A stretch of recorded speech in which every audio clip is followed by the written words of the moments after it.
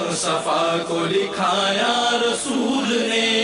कुरान के हर्फ हर्फ की तजसीम हो गई, तमसील हर अमल को बनाया रसूल ने।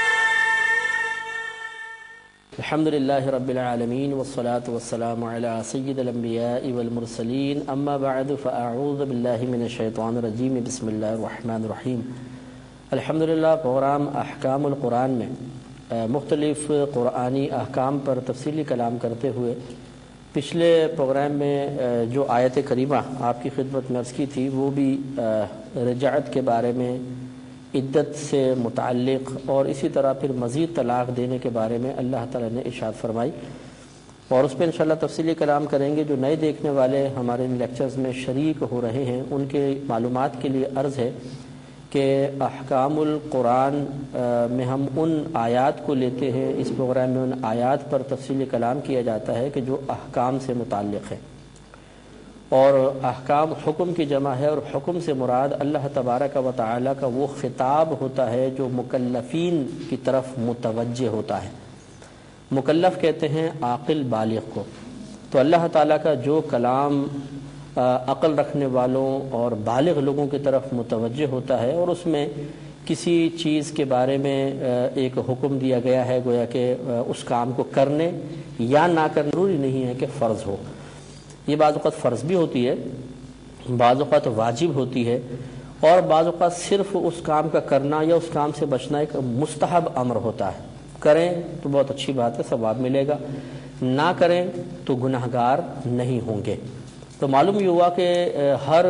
कुरान के हुक्म को पढ़ने वाले को चाहिए कि वो अपने पास से ऐसा कोई फ़ैसला ना कर ले कि सिर्फ़ ज़ाहिरी इबारत को पढ़ने के बाद किसी चीज़ को फ़र्ज़ या वाजिब करार दे दे और या फिर किसी चीज़ को अपने पास से मुस्तहब करार दे दे कि करो या ना करो, बल्कि इस पे इसके लिए कश्फ़ ताम चाहिए,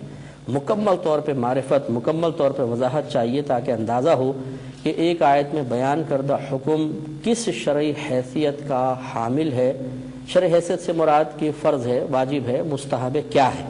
ये जो हम तयन करते हैं फ़र्ज़ का, वाजिब का, मुस्तहब का, इसको हम इस्तिलाही तौर पे कहते हैं शरई हैसियत, कि इस हुक्म की शरई हैसियत क्या है। जब आपसे सवाल होगा तो इसका मतलब है सामने वाला पूछ रहा है कि बताइए कि यह फ़र्ज़ है, वाजिब है या मुस्तहब है, या हराम है, मकरूह तहरीमी है या इसाअत है, क्या है। तो इसलिए जो बाकायदा इल्मी फ़ील्ड से वाबस्ता नहीं हैं, उन्हें उलमा की बाकायदा सोहबत हासिल नहीं है, उनको चाहिए कि जब कुरान पाक का मुताला करें, खुसूसन ऐसी किसी आयत का जिसमें अहकाम शरइया बयान हुए हैं, तो वो तफसीर ज़रूर पढ़ें। अगर तफसीर नहीं पढ़ेंगे तो अलिफ बे भी पता नहीं चलेगी और बसा औक़ात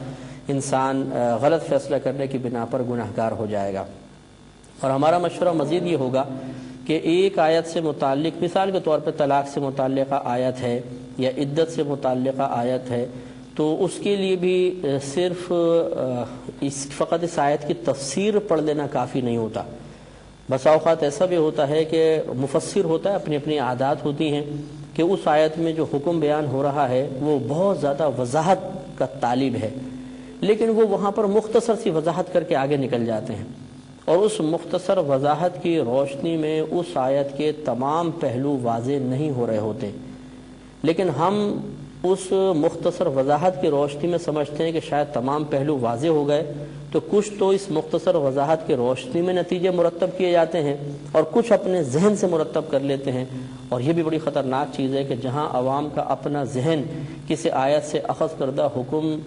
के नताइज मुरतब करने लग जाएगा तो गलतियों के इम्कानात बहुत ज़्यादा हैं। खुलासा कलाम ये है कि मिसाल के तौर पे आप इद्दत की कोई आयत पढ़ना चाहते हैं तो कोशिश ये करें कि फिर सारी आयतें पढ़कर उससे एक नतीजा अख़ज़ करें। इसी तरह तलाक़ के बारे में पढ़ना चाहते हैं तो फिर अगर एक नतीजा मुरतब करना चाहते हैं, आप एक सही नतीजे तक पहुँचना चाहते हैं, उसके लिए मैं अर्ज़ कर रहा हूँ। वैसे तो मुताला ठीक है, आयत का कर लिया अलग बात है,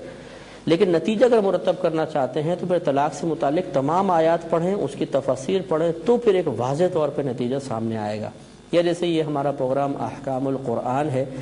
इसको अगर जो हमारे बहन और भाई पूरे वर्ल्ड में मुसलसल देख रहे हैं, तसलसल के साथ देखते हैं, اور ضروری باتیں نوٹ بھی کرتے ہیں، تو وہ یہ دیکھیں گے کہ جب یہ مثال کے طور پہ نکاح،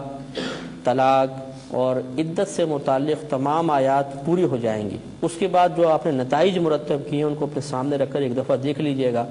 تو انشاءاللہ عز و جل طلاق، نکاح اور عدت سے متعلق اکثر احکام جو ایک عام مسلمان کے لیے ضروری ہیں، اس پہ انشاءاللہ آپ یہ دیکھیں گے کہ آپ کو معرفت حاصل ہو گئی ہے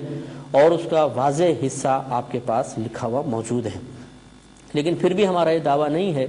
کہ ہم طلاق یا نکاح یا عدت سے متعلق ہر پہلو کو کور کر لیں گے، کیونکہ ہمارا فوکس آیت کریمہ ہے۔ ہم اس آیت کریمہ کی وضاحت کے اندر جتنی ضروری چیزیں محسوس کرتے ہیں وہ بیان کر دیتے ہیں۔ تو آیت کریمہ اللہ تبارک و تعالیٰ کی جتنی بھی مثلا آیات ہیں جو طلاق سے متعلق ہیں، نکاح سے ہیں، عدت سے متعلق ہیں، ان کے بارے میں ہم نے پہلے وضاحت کر دی کہ کسی کا بھی یہ دعویٰ نہیں ہے کہ وہ جمیع احکام سے متعلق ہیں، ٹوٹل احکام اس میں آ گئے، نہیں، ضروری احکام بیان کیے گئے ہیں اور جن کی ایک اجمالی حیثیت آپ کہہ سکتے ہیں یا جن کو آپ ایک بنیاد کہہ سکتے ہیں۔ پھر اور وضاحت مختلف سچویشنز ہوتی ہیں، مختلف صورتحال ہوتی ہیں مختلف لوگوں کے ساتھ، ان کے احکام پھر قرآن سے ثابت و ضروری نہیں ہیں، اس کے لیے پھر حدیثیں ہوتی ہیں۔ پھر حدیثوں کے بعد پھر فقہ کا سہارا لیا جاتا ہے کہ علماء اسلام نے دیکھا کہ جب کسی چیز کا، کسی خاص صورت کا حکم قرآن یا حدیث میں براہ راست موجود نہیں ہے تو پھر وہ اپنے پاس سے اجتہاد کی روشنی میں اور بنیاد قرآن و حدیث کو ہی بناتے ہوئے پھر اس کی مکمل وضاحت کرتے ہیں، وہ ایک الگ بات ہے۔ تو اس لیے جتنا ان آیات سے متعلق حکم ہے، تعلیم ہے، شرعی جو احکامات ہیں، وہ انشاءاللہ ہم آپ کی خدمت میں عرض کر رہے ہیں، تو ان کو بہت زیادہ تو سمجھ لیا جائے، اس میں حرج نہیں ہے، لیکن مکمل سمجھا جائے یہ غلط ہوگا، کیونکہ مکمل احکام یہاں بیان کرنا ایک چھوٹے سے پروگرام میں اور ایک آیت کے تحت یہ پاسبل نہیں ہے۔ ہاں یہ ضرور ہے کہ جب یہ ایک موضوع سے متعلقہ آیات تمام ہو جائیں گی تو انشاءاللہ بہت زیادہ اور ضروری مسائل ان آیات سے متعلق یا اس موضوع سے متعلق آپ کے پاس موجود ہوں گے۔ تو پچھلے پروگرام میں جو ہم نے آیت آپ کی خدمت میں عرض کی تھی لیکن وضاحت کا موقع نہیں ملا تھا، اس کو دوبارہ دیکھ لیتے ہیں۔ سورہ طلاق آیت نمبر 2 ہے۔ اللہ کا کلام بے بار صفا کو لکھایا رسول نے۔ اللہ تعالیٰ نے اس میں ارشاد فرمایا کہ فَإِذَا بَلَغْنَا أَجَلَهُنَّ، پھر جب یہ عورتیں اپنی مدت کے اختتام تک پہنچ جائیں، فَأَمْسِكُوهُنَّ بِمَعْرُوفٍ، تو اے شوہرو تم ان کو روک لو بھلائی کے ساتھ، أَوْ فَارِقُوهُنَّ بِمَعْرُوفٍ، یا ان کو چھوڑ دو شرعی اور اچھے طریقے کے ساتھ۔ وَأَشْهِدُوا ذَوَيْ عَدْلٍ مِّنْكُمْ، اور تم اپنوں میں سے عدالت والے لوگوں کو گواہ بنا لو۔ وَأَقِيمُوا الشَّهَادَةَ لِلَّهِ، اور تم گواہی کو اللہ تبارک و تعالیٰ کی رضا کی خاطر قائم کرو۔ ذَلِكُمْ يُوعَظُ بِهِ مَنْ كَانَ يُؤْمِنُ بِاللَّهِ وَالْيَوْمِ الْآخِرِ، یہ نصیحت کی جاتی ہے ان لوگوں کو کہ جو اللہ تبارک و تعالیٰ اور اخروی دن پر ایمان رکھتے ہیں۔ تو ذرا پہلے تھوڑا سا ماضی قریب و بعید میں آپ تشریف لے جائیں۔ یہ بات بیان ہوئی تھی کہ اگر کوئی شوہر اپنی زوجہ کو ایک طلاق دیتا ہے یا 2 طلاقیں دیتا ہے، چاہے وہ لفظ صریح کے ساتھ دے یا لفظ کنایہ کے ساتھ دے۔ لفظ صریح وہ الفاظ ہوتے ہیں جو اکثر طلاق کے لیے استعمال ہوتے ہیں، جیسے لفظ طلاق، اور کنایہ وہ الفاظ ہوتے ہیں جو طلاق کے علاوہ بھی دیگر مقامات پر بکثرت استعمال ہوتے ہیں، جیسے لفظ آزاد۔ لہٰذا اگر کوئی شوہر اپنی زوجہ سے کہتا ہے جا میں نے تجھے طلاق دی، تو ہم کہیں گے کہ اس نے صریح لفظ سے طلاق دی ہے، اور اگر کوئی طلاق کی نیت سے اپنی زوجہ کو کہتا ہے کہ جا میں نے تجھے آزاد کیا، تو کہا جائے گا کہ اس نے کنایہ لفظ سے اپنی زوجہ کو طلاق دی ہے۔ حکم میں تھوڑی سی تبدیلی ہوتی ہے، لفظ صریح سے اگر طلاق دیں گے طلاق رجعی واقع ہوگی، اور لفظ کنایہ سے طلاق دی جائے گی تو طلاق بائن واقع ہوگی۔ طلاق رجعی وہ طلاق ہوتی ہے کہ جس میں شوہر بغیر نکاح کے دوران عدت اپنی زوجہ سے رجوع کر سکتا ہے، بشرطے کہ 1 طلاق دی ہو یا 2۔ 3 طلاقوں کے بعد تو حکم ہے ہی حلالہ کا، وہ اس کو تو ہم چھوڑ ہی دیتے ہیں۔ 1 یا 2 طلاقیں دینے کے بعد طلاق رجعی کی صورت میں شوہر بغیر نکاح کے زوجہ کو اپنی زوجیت میں رکھ سکتا ہے، اور رجوع کا اپنے طریقہ آپ کو بتایا کہ وہ لفظ سے رجوع کر لے، کہ 2 گواہ قائم کر کے بہتر ہے کہ کہہ دے کہ جی میں نے اپنی زوجہ سے رجوع کیا، یا قول یا فعل سے اپنے فعل سے رجوع کر لے، عمل سے، کہ تعلق زوجین میں سے کوئی بھی تعلق قائم ہو جائے تو یہ رجعت ہو جاتی ہے، یعنی رجوع کرنا پایا جاتا ہے اور عورت دوبارہ اس کے نکاح میں ہوگی۔ اور اگر لفظ کنایہ سے طلاق دی، طلاق بائن واقع ہوتی ہے، اس کا حکم یہ ہے کہ نکاح فوراً ٹوٹ جائے گا۔ اب اگر یہ رجوع کرنا چاہتا ہے دوران عدت یا عدت کے بعد تو پھر نکاح ہی کرنا ہوگا۔ تو اللہ تبارک و تعالیٰ نے یہاں پر گویا کہ ان عورتوں پر کلام فرما رہا ہے، ان عورتوں کے بارے میں جنہیں ایک طلاق یا دو طلاقیں دی گئی ہیں، اور اب اس شوہر کو قول کے ذریعے، بغیر نکاح کے یا نکاح کے ذریعے رجوع کرنے کا اختیار حاصل ہے، ان کے بارے میں یہ حکم بیان ہو رہا ہے۔ تو دیکھیے اللہ تعالیٰ نے فرمایا فَإِذَا بَلَغْنَ أَجَلَهُنَّ، پھر جب یہ عورتیں اپنی مدت کے اختتام تک پہنچ جائیں۔ کون عورتیں؟ جنہیں ایک طلاق دی گئی ہے یا دو طلاقیں دی گئی ہیں۔ تو اللہ تعالیٰ فرماتا ہے فَأَمْسِكُوهُنَّ بِمَعْرُوفٍ، تو تم انہیں روک لو بھلائی کے ساتھ، یہ رجوع کرنے کی اجازت دی جا رہی ہے۔ تو اب آپ حکم معلوم کر سکتے ہیں کہ اگر ان عورتوں کی عدت طلاق رجعی کے سلسلے میں پوری ہو رہی ہے تو اللہ تعالیٰ نے گویا کہ فرما رہا ہے کہ تم ان کو بھلائی کے ساتھ روک سکتے ہو، یعنی اب عدت نکاح کی حاجت نہیں ہوگی، شوہر قول سے یا کسی فعل سے زوجہ کو دوبارہ اپنی زوجیت میں قائم رکھ سکتا ہے۔ اور بالفرض اگر طلاق بائن دی تھی تو اس صورت میں شوہر نکاح کرنے کے بعد زوجہ کو اپنے نکاح میں رکھ سکتا ہے، تو یہ فَأَمْسِكُوهُنَّ کے اندر آ جائے گا، پس تم ان کو روک سکتے ہو۔ لیکن اللہ تعالیٰ نے بھی معروفین کی جو قید لگائی ہے، اس کا مطلب ہے کہ بھلائی کے ساتھ، اچھے انداز سے۔ ایسا نہ کرو کہ مثلا ایک طلاق دی، جب مدت عدت تمام ہونے لگی تو فوراً دوسری طلاق دے دی۔ ارادہ یہی ہے کہ میں اس عورت کو اپنے نکاح میں رکھوں گا، لیکن پہلے تنگ کر کے کہ دوسری طلاق دے دی، پھر اس کی عدت جب تمام ہونے لگی، کیونکہ عدت بھی بڑھے گی، عدت طلاق دینے لگی، تمام ہونے لگی، تو پھر فوراً رجوع کر لیا۔ تو یہ تکلیف دینے کے بعد رجوع کرنا ہے، اس طرح شرعاً جائز نہیں، بھلائی کے ساتھ اس کو عورت کو اپنے نکاح میں رکھ لیں۔ اور پھر آگے فرمایا کہ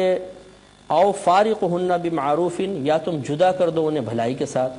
جدا کرنے کی بھی دو صورتیں بنیں گی کہ اگر ایک یا دو طلاق تھی مثال کے طور پر، تو ہم نے آپ کو پہلے تھوڑا سا بتایا تھا کہ اگر طلاق بائن ہوتی ہے اور عورت طلاق بائن کی عدت گزار رہی ہے، یعنی جو لفظ کنایہ سے، تو اس میں اگر شوہر اس کے بعد مزید طلاق دیتا ہے تو دیکھا جاتا ہے کہ کون سے لفظ سے طلاق دے رہا ہے۔ اگر تو صریح لفظ سے طلاق دی تو اس سے طلاق رجعی پڑتی ہے، اور طلاق رجعی طلاق بائن کے ساتھ مل جاتی ہے۔ یعنی مثال کے طور پہ اس نے ایک طلاق دی تھی، طلاق بائن، اب اس نے لفظ صریح سے دوسری طلاق دے دی تو یہ دونوں مل کر دو بن جائیں گے۔ لیکن اگر کوئی پہلے طلاق بائن دی ہو اور اس کے بعد پھر کنایہ لفظ سے طلاق دے دے جو طلاق بائن واقع ہوتی ہے، تو بائن کے ساتھ نہیں ملتی ہے، تو لہٰذا اب دوسری طلاق نافذ نہیں ہوگی۔ وجہ اس کی کیا ہے کہ طلاق بائن کے بعد عورت فوراً نکاح سے نکل جاتی ہے، جب نکاح سے نکل جاتی ہے تو دوسری طلاق بائن اس کو لاحق نہیں ہوتی۔ لیکن طلاق رجعی کا الحاق، یہ طلاق رجعی کا ملنا اس لیے فقہا نے قائم رکھا کہ اگر طلاق بائن دی بھی ہے تو دوران عدت بہرحال ایک نکاح کا تعلق عورت کا قائم رہتا ہے، اس تعلق کو قائم رکھتے ہوئے طلاق رجعی کو تو لاحق مانا گیا، لیکن طلاق بائن کو طلاق بائن کے ساتھ لاحق نہیں تصور کیا جاتا۔ لہٰذا اب جو اللہ نے فرمایا او فارقہن بمعروف، اگر یا اس کا ترجمہ یہ ہے کہ یا تم ان کو جدا کر دو بھلائی کے ساتھ، تو ہم دونوں صورتوں میں دیکھتے ہیں کہ اگر طلاق رجعی ہے مثال کے طور پر اور اس میں شوہر چاہتا ہے کہ اب عدت اس کی تمام ہونے والی ہے اور میں اس کو اپنے سے جدا ہی کر دوں، تو اس کی دو صورتیں بنیں گی۔ ایک صورت تو یہ بنے گی کہ وہ رجوع نہ کرے، جب رجوع نہیں کرے گا عدت پوری ہوگی تو طلاق رجعی میں بھی عدت کے بعد عورت نکاح سے باہر نکل گئی، ختم ہو گیا معاملہ۔ اور یا پھر یہ صورت ہو سکتی ہے کہ شوہر مزید اس کو طلاق دے دے، مثال کے طور پہ دو طلاقیں تھی، تیسری طلاق دے دے، تیسری طلاق دے گا تو رجوع کی گنجائش ختم اور وہ عورت باہر نکل گئی۔ لیکن اس صورت میں چونکہ اذیت اور تکلیف ہے عورت کے لیے کہ اس کی عدت اور زیادہ طویل ہو سکتی ہے، لہٰذا سب سے بہتر طلاق رجعی میں صورت یہی ہے کہ جب اس کی عدت تمام ہونے لگے تو شوہر رجوع نہ کرے، جب رجوع نہیں کرے گا تو عورت عدت سے کے بعد نکاح سے باہر نکل جائے گی، نکاح سے باہر نکلی تو ایک اجنبیہ بن گئی، اب چاہے تو کسی سے بھی نکاح کرے۔ اور اگر طلاق بائن والی صورت ہے اور عدت پوری ہونے لگی ہے تو اس میں ایک صورت تو یہ ہے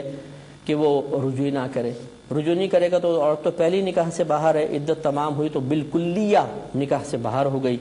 اور وہ جس سے چاہے نکاح کرے. اور اگر یہ بالفرض ایسا کرتا ہے کہ آخر میں پہنچنے 2 طلاقیں ہیں اور یہ نہیں چاہتا کہ آئندہ کبھی بھی کوئی رجوع کی صورت باقی رہے،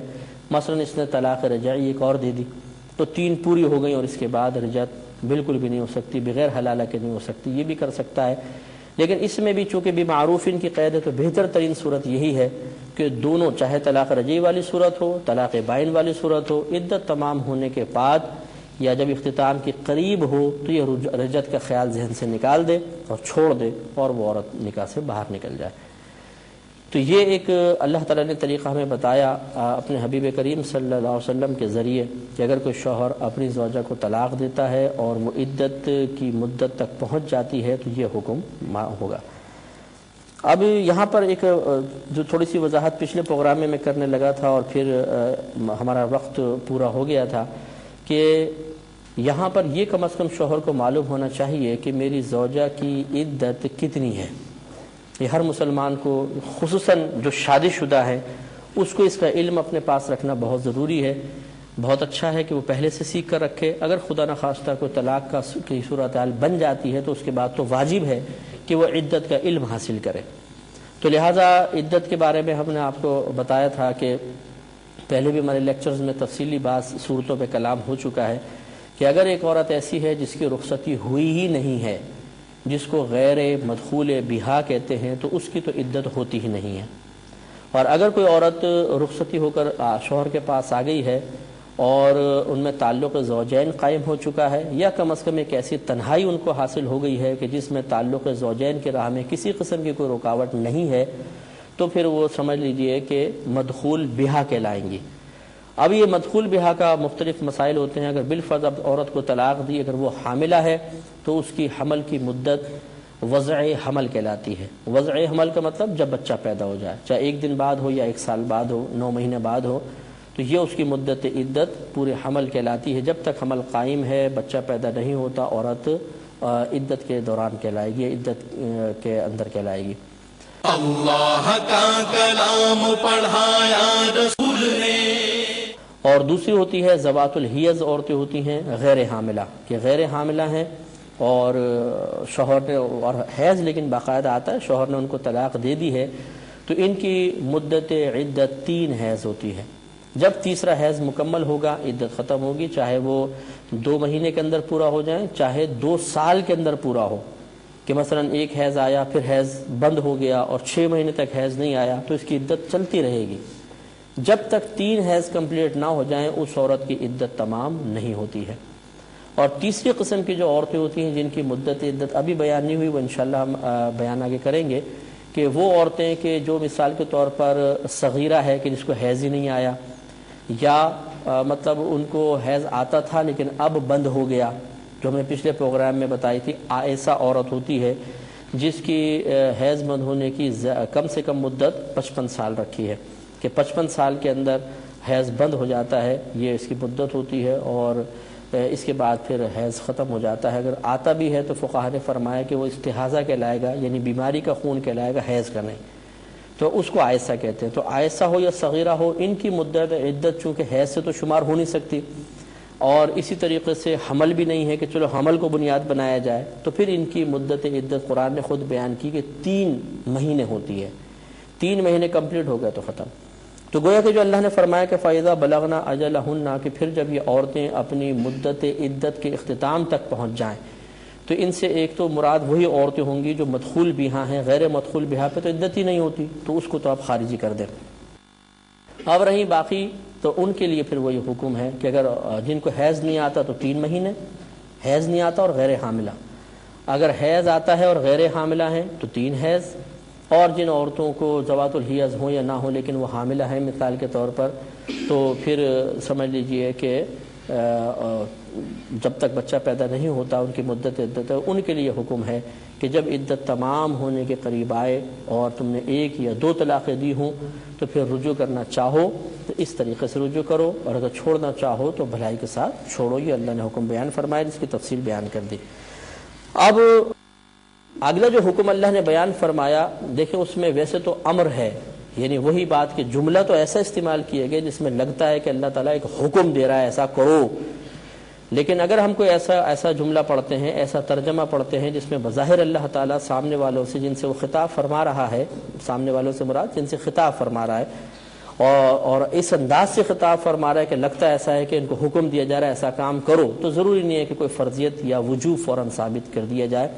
بلکہ فقہا غور و تفکر کرنے کے بعد، مفسرین غور و تفکر کرنے کے بعد پھر اس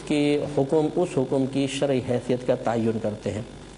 تو اگلا جو حکم بیان ہو رہا ہے وہ ایک مستحب چیز کے بیان کے لیے ہے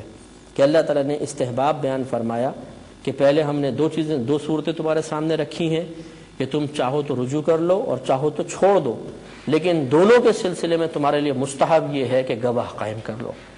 کہ اگر تم چھوڑنا چاہتے ہو تو اس کے لیے بھی بہتر ہے کہ گواہ قائم کرو، اور اگر تم چھوڑ دینا چاہتے ہو تو بہتر ہے کہ 2 آدمیوں کو گواہ بنا لو تاکہ بعد میں کوئی فتنہ فساد نہ ہو۔ پہلے اس حکم کو دیکھ لیں، پھر اس کی صورتوں پہ غور و تفکر کر کے حکم کو واضح طور پہ سمجھیں گے کہ اللہ تعالیٰ نے فرمایا وَأَشْهِدُوا ذَوَيْ عَدْلٍ مِّنْكُمْ، اور تم گواہ بنا لو اپنوں میں سے عدالت والوں کو۔ عادل اس شخص کو کہتے ہیں یا صاحب عدالت اس شخص کو کہا جاتا ہے کہ جو نیک ہو، پرہیزگار ہو، متقی ہو،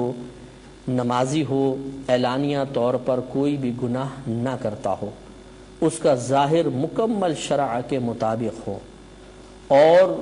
وہ شخص اعلانیہ طور پر بے مروتی والے کام بھی نہ کرتا ہو۔ بے مروتی والے کام سے مراد ایسے کام جو اعلانیہ طور پہ کرنا اس قسم کے شخص کے لیے معیوب تصور کیے جاتے ہیں، جیسے روڈ پہ کھڑے ہو کر پیشاب کر لینا، روڈ کے کنارے بیٹھ کے پیشاب کر لینا، روڈ پہ کھڑے ہو کر کھانا سب کے سامنے، تو یہ مطلب بے مروتی والے کام کہلاتے ہیں۔ تو عادل شخص خلاصہ کلام وہ شخص ہوتا ہے کہ جو اس طرح بے مروتی والے کام بھی نہ کرے،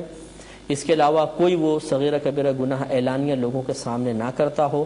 اور اس کا ظاہر بھی بالکل شریعت کے موافق ہو، تو ہم کہیں گے کہ یہ ہے عادل شخص۔ اب وہ پوشیدگی میں کیا کرتا ہے، چھپ کر کیا کرتا ہے، اگر ہمیں نہیں پتا تو یہ اس کی عدالت کے منافی نہیں کہلائے گا کہ یہ عادل نہیں، کیونکہ ہمیں تو نہیں پتا نا۔ ہم کسی شخص کے عادل ہونے کا حکم اس کے پہلے تو ظاہر کو دیکھیں گے کہ باشرع ہے، دوسرا قاضی اگر سب تحقیق وغیرہ کر لیتا ہے، ہاں جی یہ بے مروتی والے کام بھی نہیں کرتا ہے، اعلانیہ کوئی گناہ بھی نہیں کرتا ہے، جب وہ تحقیق مکمل کر لیتا ہے تو جی یہ ہے عادل شخص۔ اور اگر قاضی نہیں ہے، ہم ہیں، جسے اللہ نے بیان فرمایا تم 2 گواہ قائم کر لو، مستحب ہے، تو ہم بس یہی کریں گے کہ ہم اس کے پہلے ظاہر کو دیکھیں گے، باشرع ہے، وہ اعلانیہ طور پہ کوئی گناہ نہیں کرتا ہے، اور کوئی اس کی اس عدالت کے خلاف گواہی بھی نہیں دے رہا کہ نہیں بھائی، مثلا ہم نے کہا بھائی اس شخص کو گواہ بنا لو، کسی نے کہا نہیں بھائی میں جانتا ہوں یہ ایسا ایسا کام کرتا ہے، تمہیں نہیں پتا۔ اگر گواہ قائم ہو جائیں تو ایک الگ بات ہے، لیکن گواہ بھی قائم نہیں ہو رہے تو پھر ہم کسی شخص کو بالکل اس کے ظاہر کو دیکھ کر اور اس کی جو صورتحال ہمارے سامنے ہے اس کے مطابق اس کی عدالت کا حکم دے سکتے ہیں۔ تو اللہ نے فرمایا ایسے 2 عادل شخصوں کو گواہ بنا لو۔ لیکن اب ذرا صورتحال دیکھیں، مثال کے طور پہ طلاق رجعی ہے۔ طلاق رجعی کے اندر ہم نے آپ کو بتایا کہ 2 طرح رجوع ہو سکتا ہے، ایک قول سے اور ایک عمل سے۔ قول کا مطلب کیا ہے کہ شوہر کسی کے سامنے کہہ دے کہ بھئی میں اپنی زوجہ سے رجوع کرتا ہوں، اس کے لیے اللہ تعالیٰ نے گویا کہ یہ ایک صورت بتا دی کہ بہتر یہ ہے کہ 2 عادل شخصوں کو اپنے سامنے بلا کر بتا دو بھئی میں اپنی زوجہ سے رجوع کر رہا ہوں، گواہ رہنا۔ اس کا فائدہ میں آپ کو بتایا تھا، فائدہ یہ ہوتا ہے کہ اگر اس طرح گواہ نہ بنائے جائیں تو بعد میں پیچیدگیاں پیدا ہو سکتی ہیں۔ مثال کے طور پر ایک شوہر نے عورت کو رجعی طلاق دی اور تنہائی کے اندر رجوع کیا، مثلا اکیلا بیٹھا ہو تو کہا کہ بھئی اے اللہ تو گواہ رہنا، میں نے اپنی زوجہ سے رجوع کر لیا، لیکن زوجہ کو نہیں پتا، تو وہ نتیجہ کیا نکلے گا کہ زوجہ تو سمجھے گی میری عدت پوری ہو گئی، اور عدت پوری ہونے کے بعد اب مثلا وہ نکاح کی تیاریاں شروع ہو گئی وہاں پہ کسی اور شخص سے، اب وہ شوہر جا کر بولتا ہے کہ جی میں نے تو رجوع کر لیا تھا، تو لازم بات ہے وہ کہیں گے کہاں ہے گواہ بتاؤ۔ اب وہ بولتا ہے کہ جی میں نے اکیلے کیا تھا، تو لازم بات ہے کہ فتنہ فساد پھیل جائے گا کہ نہیں، اب یہ شادی سے روکنے کے لیے کہتا ہے کہ جی میں تو دوران عدت رجوع کر چکا تھا، تو بڑے فساد ہوں گے، فتنے ہوں گے، پھر مطلب وہ قرآن پہ ہاتھ رکھنے کے مسائل اور دوسرے مسائل، قسمیں کھانے کے مسائل پیدا ہوں گے، اور یہ بھی ہو سکتا ہے کہ سامنے والے کہیں کہ بھئی ہم نہیں بالکل بھروسہ کرتے، اعتماد کرتے آپ کے قول کے اوپر، آپ جھوٹی قسم کھا رہے ہو وغیرہ وغیرہ، گواہ لاؤ، نہیں لاتے تو ہم بچی کا نکاح کریں گے۔ اب اگر یہ شوہر واقعی رجوع کر چکا ہے تو کتنی پیچیدگیاں پیدا ہوں گی نا، کہ مثلا رجوع جب اس نے کر لیا، تنہائی میں کیا، قول سے کیا، تو دیانتاً یعنی اللہ کے نزدیک تو رجوع ٹھیک ہے اس کا، لیکن قاضی کے پاس بھی اگر فیصلہ کے لیے لے کر جاتے ہیں اور قاضی کہتا ہے آپ کو گواہ پیش کریں اور گواہ پیش نہیں کر سکتا تو بڑے مسائل پیدا ہوں گے. اس لیے بہتر یہ ہے شریعت نے رکھا کہ اگر وہ شوہر قول کے ذریعے طلاق رجعی کے اندر رجوع کرنا چاہتا ہے تو پھر وہ اس پر گواہ قائم کر لے. 2 گواہ کم از کم ہونے چاہیے تاکہ اگر بعد میں جا کر وہ کہتا ہے کہ جی آپ اس بچی کا نکاح اور کہیں نہیں کر سکتے کیونکہ میں دوران عدت رجوع کر چکا تھا اور جب میں رجوع کر چکا تھا تو یہ ہنوز یعنی ابھی تک میری زوجیت میں ہے تو اس پر وہ گواہ پیش کر دے گا. تو یہ شرعی حجت بھی ہوں گے اور ان لوگوں کو بھی اطمینان ہوگا کہ ہاں تم نے ایک باشرہ لوگوں کو سامنے کھڑا کیا ہے, نیک ہیں, پرہیزگار ہیں, متقی ہیں, ہم تمہارے قول کا اعتبار کر لیتے ہیں. تو گویا کہ یہ جو گواہ قائم کرنے ہوں گے کس پر ہیں؟ اگر رجوع والی ہم صورت لیں طلاق رجعی کی صورت میں اور وہ قول کی صورت میں یہ گواہ قائم کرے گا. اور لازم بات ہے کہ اگر وہ طلاق رجعی میں فعل کے ذریعے رجوع کرنا چاہتا ہے تو اس پر تو گواہ نہیں قائم کر سکتا نا, کیونکہ فعل کے ذریعے جو بھی معاملہ کریں گے تعلق زوجین ہے تو اس پر تو گواہ قائم کیسے کریں گے کہ پھر بے حیائی کی بات ہوگی. تو معلوم ہوا کہ طلاق رجعی کے سلسلے میں اگر یہ گواہ والے حکم کو اس کے ساتھ متصل کیا جائے تو کون سی صورت بنے گی کہ جس میں وہ قول کے ذریعے رجوع کر رہا ہے, عمل والے سلسلے کے اندر یہ حکم نہیں ہوگا. اور قول کے ذریعے بھی اگر وہ رجوع کر رہا ہے تو یہ حکم فقہا نے استحبابی رکھا ہے کہ مستحب ہے کہ 2 گواہ قائم کر لے تاکہ فتنہ فساد نہ ہو. یہ حکم کوئی ایسا نہیں ہے کہ گواہ قائم کرنا فرض ہے یا واجب ہے. وجہ اس کی یہ ہے کہ اللہ تعالیٰ نے کہ اور دیگر مقام پہ رجوع کو مطلق رکھا ہے, وہاں پہ گواہ کا کوئی حکم نہیں ہے اور مطلق اپنے اطلاق پر جاری ہوتا ہے. اور پھر صحابہ کرام کے اعمال و افعال بھی اس پر جاری ہیں, مطلب دلیل ہیں کہ نبی کریم صلی اللہ علیہ وسلم نے جہاں صحابہ کرام کو رجوع کرنے کا حکم دیا وہاں پر یا اجازت مرحمت فرمائی وہاں پر گواہوں کا کوئی تذکرہ نہیں اور وہاں پر بغیر گواہ کی بھی رجوع ثابت ہے. اس سے معلوم ہوا کہ یہاں پہ صرف گواہ قائم کرنے کا حکم استحبابی ہے, مستحب ہے, کوئی فرض یا واجب نہیں ہے. تو یہ صورتحال ہے. انشاءاللہ اس پر پھر مزید جو اس کے متعلق اور بھی صورتیں کوئی بنتی ہیں اس پہ کلام کا سلسلہ جاری رہے گا, لیکن نیکسٹ پروگرام میں وقت کی قلت کے باعث اب ہم مزید کلام نہیں کریں گے. وآخر دعوانا ان الحمدللہ رب العالمین. اب جو کوئی سوالات وغیرہ آپ نے کرنے ہو تو وہ آپ کر سکتے ہیں. اللہ کا کرے اصحاب بار صفا کو لکھایا رسول نے. جی ہاں, کوئی کویسچن؟ جی بولیں. مفتی صاحب, آپ نے ارشاد فرمایا کہ وہ عورت جس کی رخصتی نہیں ہوئی تو اس کی عدت نہیں ہوگی. اگر کسی طریقے سے میاں بیوی نے آپس میں بغیر رخصتی کے تعلق زوج قائم کر لیا تو کیا ایسی صورت میں بھی اس عورت پہ عدت لازم نہیں ہوگی؟ ہاں دیکھ, مسئلہ یہ ہے کہ اصل میں لوگوں نے رسم و رواج کو توڑ دیا یا نہیں توڑ دیا اس کا مسئلہ نہیں ہے. اصل تو جو شرعی حکم ہے اس کو دیکھا جائے گا. غیر مدخول بہا وہ بچی کہلاتی ہے کہ جس کا شوہر سے بالکل کوئی تعلق قائم نہ ہوا ہو یا ان دونوں کو کوئی خلوت صحیحہ حاصل نہ ہوئی ہو. اور خلوت صحیحہ کا ہم نے آپ کو بتا دیا کہ خلوت صحیحہ سے مراد ایسی تنہائی ہوتی ہے کہ جس میں تعلق زوجین قائم کرنے میں کوئی رکاوٹ نہ ہو. رکاوٹ بھی آپ کو بتائی تھی کہ 3 طرح کی ہو سکتی ہیں کہ ایک تو حصی رکاوٹ کہلاتی ہے. حصی رکاوٹ کا مطلب جس کا آپ باقاعدہ احساس کر سکتے ہیں, جیسے کوئی 3rd پرسن بیٹھا ہے, اب زوجین بھی بیٹھے ہوئے ہیں, کوئی اور بھی بیٹھا ہوا ہے, تو یہ پھر خلوت صحیحہ نہیں کہلائے گی کیونکہ ایک شخص بیٹھا ہوا ہے اور یہ خلوت صحیحہ نہیں ہے, حصی رکاوٹ ہے. دوسری ایک شرعی رکاوٹ کہلاتی ہے. شرعی رکاوٹ کا مطلب مثال کے طور پر بچی کی رخصتی ہو گئی ہے لیکن اس کو بھی باقاعدہ حیض جاری ہے, ایام حیض جاری ہیں, مثال کے طور پر کوئی ایسی صورت بن جاتی ہے, تو یہ ایک شرعی رکاوٹ ہے تعلق زوجین قائم کرنے میں. تو اس صورت میں بھی اگرچہ تنہائی حاصل ہو جائے لیکن خلوت صحیحہ نہیں کہلائے گی. اور تیسری صورت ہوتی ہے طبعی کوئی رکاوٹ. طبعی رکاوٹ کا مطلب شوہر اس قدر بیمار ہے کہ وہ تعلق زوجین قائم نہیں کر سکتا ہے. مثال کے طور پر شدید قسم کا بخار چڑھا ہوا ہے, اس کو 102 بخار چڑھ رہا ہے, تو یہ بھی ایک طبی رکاوٹ کہلاتی ہے یا طبعی طور پر رکاوٹ کہلاتی ہے کہ اگر ان کو تنہائی حاصل ہو بھی جائے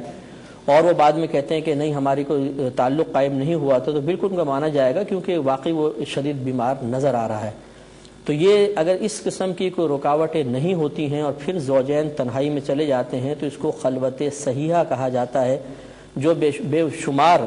شرعی احکام کے سلسلے میں تعلق زوجین قائم کرنے کے ہی قائم مقام ہوتی ہے. جیسے بالکل تعلق زوج قائم ہو گیا اور زوجین قائم ہو گیا ہو. تو اصل تو یہ دیکھا جائے گا، ہمارے رسم و رواج نہیں۔ اب مثال کے طور پر اگر باقاعدہ ایک رسم کے مطابق رخصتی بچی کی نہیں ہوئی، لیکن جیسے کہ آپ نے فرمایا کہ تعلق قائم ہو گیا، اور یہ تعلق قائم کرنا تو شرعاً بالکل جائز تھا، کیونکہ ایجاب و قبول ہو جانے کے بعد وہ میاں بیوی تو ہو گئے، اور میاں بیوی ہو جانے کے بعد ان کا تعلق قائم کرنا بالکل شرعاً جائز تھا۔ اب ہمارے رسم کے اعتبار سے وہ ابھی رخصتی نہیں ہوئی ہے، لیکن اگر انہوں نے تعلق قائم کر لیا ہے تو شرعاً تو دیکھا جائے گا تعلق قائم ہو گیا، اور جیسے آپ نے بتایا کہ باقاعدہ تعلق قائم ہو گیا ہے، تو وہ گویا کہ ایک رخصتی کی ہی شرعاً صورت بن گئی کہ تعلق قائم ہو گیا، خلوت صحیحہ قائم ہو گیا، بلکہ زوجین کا تعلق باقاعدہ حصے طور پہ قائم ہو گیا ہے، تو اب وہ عورت مدخول بہا کہلائے گی، اور جب مدخول بہا کہلائے گی تو اس کی پھر مدت عدت کا وہی حکم ہوگا کہ جو مدخول بہا کے بارے میں مختلف صورتوں کے اعتبار سے ہوتا ہے، کہ بالفرض اگر حمل ٹھہر گیا تھا، پھر اس شوہر نے طلاق دی تو وہ حاملہ والی عدت گزارے گی، اور اگر وہ ذوات الحیض میں سے ہیں، حمل نہیں ٹھہرا اور ذوات الحیض میں سے ہیں، تو پھر حیض والی عدت گزارے گی، یعنی 3 حیض۔ اور بالفرض اگر وہ ایسی خاتون ہیں کہ بالفرض کہ وہ حیض ان کو نہیں آتا کسی صورتحال کی بنا پر، صغیرہ ہے یا عائسہ ہے، تو پھر 3 مہینے کے اعتبار سے عدت گزارے گی، وہ ایک الگ مسئلہ ہے۔ لیکن وہ اب مدخول بہا ہے، باقاعدہ ہماری ایک رسمی کارروائی نہ کرنے کی بنا پر اسے غیر مدخول بہا کا حکم نہیں دیا جائے گا۔ سمجھ میں آئی؟ تو یہ کلیئر ہو گیا معاملہ کہ اس صورت میں ان پہ باقاعدہ عدت ہوگی، اور وہی شرع حکم ہوگا جو اللہ تعالیٰ نے بیان فرمایا۔ اور کوئی کیسے؟ جی یس سر۔ جی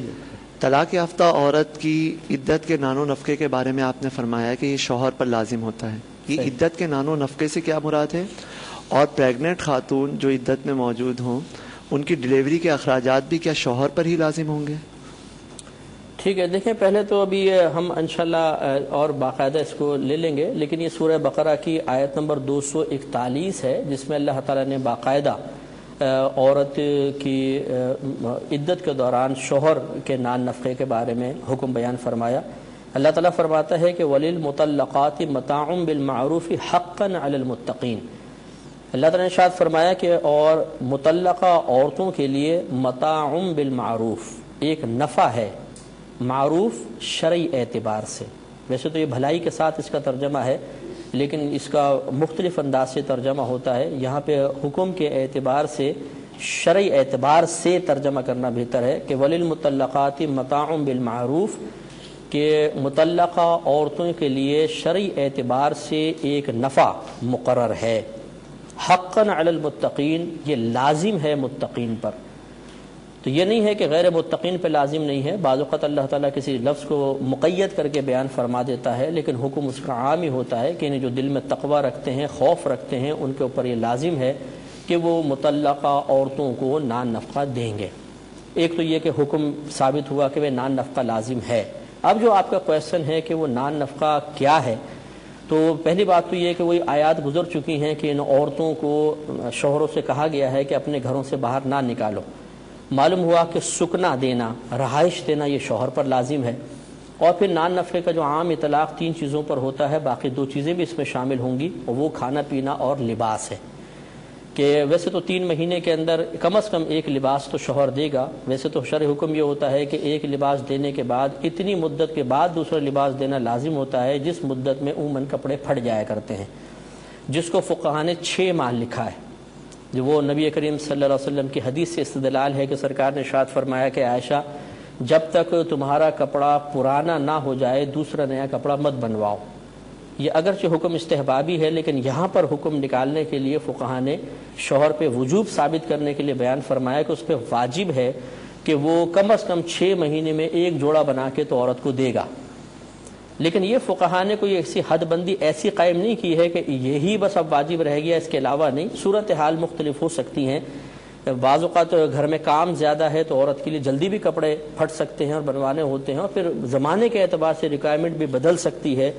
کہ ایک عورت ہے اسے جلدی کپڑے بنوانے ہیں، کہ اس کے جو ماحول ہے اس بات کا تقاضا کر رہا ہے کہ اس کو جلدی کپڑے بنا کر دینے چاہیے۔ تو بہرحال یہ آپس میں کمپرومائز کر کے کپڑے بنا کر دینا تو شوہر پر لازم ہے، اس کی مدت، اس کپڑے کی قیمت، اور پھر کتنے عرصے کے اندر کپڑا پرانا کہلائے گا اور نیا بنا کر دینا لازم ہوگا، اس میں اختلاف ہو سکتا ہے۔ تو جو فقہاء نے اپنے عرف کے اعتبار سے اس زمانے میں متعین کیا تھا وہ 6 ماہ میں ایک جوڑا، اب یہاں تو عدت 3 حیض ہے، جو کم از کم ایک، یعنی مثلا اگر 3 حیض ہے تو کم از کم ایک جوڑا وہ بنا کر دے، اور اگر ماحول کے اعتبار سے بدلے تو اس سے زیادہ بھی ہو سکتا ہے۔ اور اسی طرح پھر حاملہ کا مسئلہ ہے کہ اس کے چونکہ 9 ماہ تک اس کا معاملہ رہے گا، اور پھر حاملہ عام کپڑے تو پہن نہیں سکتی، اس کے لیے علیحدہ ٹائپ کے کپڑے چاہیے، تو اسی اعتبار سے اس کو وہ کپڑے بھی فراہم کرے گا۔ اللہ کا کلام پڑھایا رسول نے، ہم بے بار صفا کو لکھایا، ہم بے بار صفا کو لکھایا رسول نے۔ دوسرا غذا کا مسئلہ ہوتا ہے کہ پھر کھانا پینا بھی اس کو دینا ہے، اور اس پر ہمارا تھوڑا کلام گزر چکا ہے کہ کھانا پینا اولاً تو شوہر کے اعتبار سے دیکھا جاتا ہے کہ اگر وہ مالدار ہے تو اعلیٰ درجے کا دے، اگر ادنا ہے تو اوسط درجے کا ہے تو اوسط درجے کا کھانا دے گا، اور اگر وہ ادنا ہے تو ادنا درجے کا کھانا دے۔ اور اگر شوہر پھر غریب ہے مثال کے طور پر تو پھر اسی کا اعتبار ہوتا ہے کہ غریب والا کھانا دے سکتا ہے۔ لیکن اگر شوہر مالدار ہے پھر عورت کا بھی بعد میں دیکھا جاتا ہے کہ اگر عورت مالدار گھرانے کی ہے تو شوہر پہ واجب ہے کہ چونکہ وہ افورڈ کر سکتا ہے تو اعلیٰ درجے کا ہی دے، اوسط درجے کی ہے تو اوسط درجے کا دے۔ اب مالدار ہے تو دینا تو اوسط درجے کا واجب ہے عورت کی حیثیت کے اعتبار سے، لیکن اگر یہ اپنی حیثیت کا اعتبار کر کے اعلیٰ درجے کا دینا چاہے تو بہت اچھی بات ہے۔ اور عورت اگر غریب ہے تو اس پر واجب تو یہ ہے کہ غریبوں والا نان نفقہ دے گا، یہ کم از کم واجب ہے، لیکن اگر شوہر دے سکتا ہے اعلیٰ درجے کا تو غریب عورت کو اعلیٰ درجے کا دے، تو یہ اس کے لیے ایک احسان والی صورت ہوگی اور مستحب صورت ہے کہ اس کو زیادہ ثواب ملے گا۔ خلاصہ کلام یہ ہے کہ شوہر کا اعتبار کریں گے حیثیت کا، اور اس کا اعتبار کرتے ہوئے پھر وہ عورت کو نان نفقہ دے گا، یعنی کھانا پینا اچھا فراہم کرے گا، لباس اچھا فراہم کرے گا۔ لیکن اگر شوہر مالدار ہے اور پھر عورت کی حیثیت جو ہم ثانوی طور پر دیکھتے ہیں کہ وہ اوسط درجے کی ہے، اعلیٰ درجے کی ہے، ادنا درجے کی ہے، ان سب سے قطع نظر اگر وہ اچھے درجے کا دے تو بہت اچھی بات ہے۔ تو خلاصہ کلام پھر یہ ہوا جسے آپ نے ارشاد فرمایا کہ یہاں پہ نان نفقے کا اطلاق رہائش پر بھی ہے، وہ تو دینا لازمی ہے، اس کے علاوہ کھانا پینا لباس دے گا۔ تیسرے انہوں نے فرمایا کہ کیا ڈیلیوری کے اخراجات شوہر پر لازم ہیں کہ نہیں، تو چونکہ اس کا تعلق حمل کے ساتھ ہے، اور آپ نے غور کیا ہوگا کہ پہلے ہم کلام کر چکے ہیں کہ اگر ماں بالفرض بچے کو دودھ پلانے پر راضی نہیں ہوتی اور بچہ کسی اور عورت کے دودھ پینے پر تیار ہو جاتا ہے تو پھر اس دائی کی دودھ پلانے کی اجرت بھی شوہر پر لازم ہے۔ تو جب بعد کے معاملات بھی شوہر پر لازم ہیں تو یہ ڈیلیوری کا معاملہ چونکہ اس کا تعلق حمل کے ساتھ ہے اور وہ شوہر کا بچہ ہے، اور شوہر کا جو بچے کے معاملات ہوتے ہیں اس کے اخراجات شوہر پر لازم ہوتے ہیں، اس لیے ڈیلیوری کا معاملہ بھی شوہر پر ہی رکھا جائے گا۔ پہلے دور میں چونکہ گھروں میں عموماً بچے پیدا ہوتے تھے، ایسے ہاسپٹلز کا نظام تو تھا نہیں، تو دائی کی صرف اجرت ہوتی تھی، اتنے اخراجات نہیں ہوتے تھے۔ لیکن آج کل زیادہ اخراجات، یقینی سی باتیں ہیں کہ آنے جانے کا خرچہ ہے، پھر اس میں روم کے اخراجات ہیں، پھر ڈیلیوری کا باقاعدہ خرچہ ہے، پھر اس ڈیلیوری کی مختلف صورتوں کے اعتبار سے خرچے مختلف ہوتے ہیں، تو بالکل یہ شوہر پر ہی اس کے حیثیت کے اعتبار سے لازم ہوں گے۔ یہ ڈیمانڈ نہیں کی جائے گی کہ اگر غریب شوہر ہے کہ تم بہت بڑے کسی ہاسپٹل کے اندر ڈیلیوری کرواؤ یا کسی ماہر ڈاکٹر سے کرواؤ جو بہت مہنگے زیادہ پیسے لیتی ہے، ایسا نہیں ہوگا۔ اس میں پھر وہی نان نفقے کے اعتبار سے جو شوہر کی حیثیت کا تعین کیا جاتا ہے اسی اعتبار سے تعین کر کے اس پہ خرچے کو لازم کیا جائے گا، لیکن بہرحال شوہر پر ضروری ہوگا کہ وہ ڈیلیوری بھی کروائے گا۔ اور کوئی کویشچن؟ جی فرمائیں۔ حضرت، یہ رجوع کے لیے جو قرآن حکم نازل ہوا کہ گواہ مقرر کیے جائیں تو صحابہ کے طرز عمل کو بنیاد بناتے ہوئے اسے مستحب قرار دیا، تو کیا قرآنی احکام کی وضاحت کے سلسلے میں صحابہ کے طرز عمل کو بنیاد بنانا ضروری ہے؟ اور اگر ضروری ہے تو اس سے تو یہ تبادر ہوتا ہے کہ ان سے کوئی کام خلاف شرع نہیں ہو سکتا، حالانکہ صحابہ سے ایسے افعال صدور پذیر ہوئے ہیں جو قابل اصلاح تھے اور یہ تاریخ کا حصہ ہے۔ ہاں چلیں دیکھیں، مسئلہ یہ ہے کہ جب کوئی ہم شرعی حکم کا تعین کرتے ہیں اور اسے اللہ کی طرف منسوب کرنا چاہتے ہیں کہ اللہ نے ایسا فرمایا، تو یقینی سی بات ہے کہ یہ بہت ہی احتیاط کا تقاضا کرتا ہے۔ اگر ایک شرعی حکم بالکل واضح ہے، مکمل طور پر اور بالکل ظاہری طور پر قرآن سے ثابت ہے، جیسے اقیم الصلاۃ، نماز قائم کرو، تو اس میں تو خیر اتنی کوئی تحقیق کی حاجت نہیں ہوتی ہے کہ واضح حکم ایک چیز کے بارے میں موجود ہے۔ لیکن بعض اوقات جب غور و تفکر کیا جاتا ہے تو بعض احکام میں کچھ پیچیدگیاں ہوتی ہیں اور ان پیچیدگیوں کی وضاحت طلب کرنا بہت ضروری ہے۔ تو تو عموماً ایسا ہی ہوتا ہے کہ پھر سب سے پہلے قرآن کی مزید آیات جو اس موضوع سے متعلق ہے ان کو دیکھا جاتا ہے، احادیث کریمہ کو دیکھتے ہیں، نبی کریم صلی اللہ علیہ وسلم کے عمل مبارکہ کو مزید دیکھا جاتا ہے جو دیگر احادیث میں اس سے متعلق کہیں ثابت ہو، اور اس کے بعد صحابہ کرام کے اقوال و افعال پر بھی توجہ کی جاتی ہے، کیونکہ نبی کریم صلی اللہ علیہ وسلم نے ہمیں مکلف بنایا ہے کہ ہم بہت سارے معاملات میں، بلکہ اپنے ہر معاملے میں جس کا تعلق خاص طور پہ ہدایت، گمراہی یا حکم سے ہو، اس میں صحابہ کرام کو اپنا معیار بنائیں۔ لہٰذا آپ نے ارشاد فرمایا کہ میرے صحابہ ستاروں کی مانند ہیں، تم جس کی پیروی کرو گے ہدایت پا جاؤ گے۔ اب جیسے اب آپ کے حکم، آپ کا جو سوال ہے میں اس کو اس طریقے سے لیتا ہوں کہ بعض اوقات ایسا ہوتا ہے کہ قرآن میں کوئی حکم بیان ہوا یا حدیث میں ہوا اور صحابہ کرام کا عمل بظاہر اس کے مخالف نظر آتا ہے، تو یہ کیسے ہو سکتا ہے کہ صحابہ کا عمل اس کے مخالف ہو؟ اب کیا صحابہ غلطی کر رہے ہیں معاذ اللہ یہ ہم کہیں، یا یہ کہا جائے کہ یا کوئی اور صورت بنائی جائے؟ تو یہ تو دیکھیں نہیں کہا جا سکتا کہ صحابہ کرام معاذ اللہ ثم معاذ اللہ قرآن یا حدیث کی مخالفت کر رہے ہیں، یہ تو ہو ہی نہیں سکتا،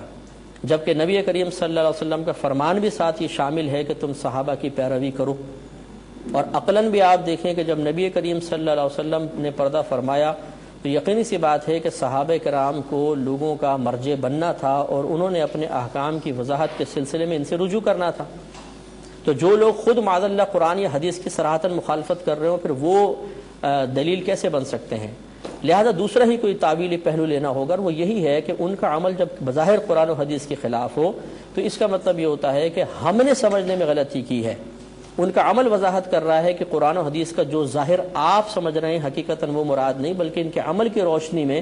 پھر اس کے اندر اس کی صحیح یعنی تہ تک انسان پہنچتا ہے، اور پھر صحابہ کرام کا عمل کو بنیاد بنا کر ہم کہہ سکتے ہیں کہ جو ظاہر سمجھ میں آ رہا ہے وہ حقیقتاً نہیں ہے، بلکہ ان کا عمل جو وضاحت کر رہا ہے یہ حقیقی طور پہ مراد ہے۔ لیکن اس کے لیے بھی ضروری ہے کہ صحابہ کرام کا وہ عمل مستند ذرائع سے ثابت ہو۔ جب مستند ذرائع سے ثابت ہو جاتا ہے تو عمل کو بالکل اس آیت یا قرآن کی وضاحت کی آیت یا حدیث کی وضاحت کے لیے ایک دلیل بنایا جاتا ہے۔ مزید وضاحت انشاءاللہ موقع رہا تو اگلے پروگرام میں عرض کریں گے۔ وآخر دعوانا ان الحمدللہ رب العالمین۔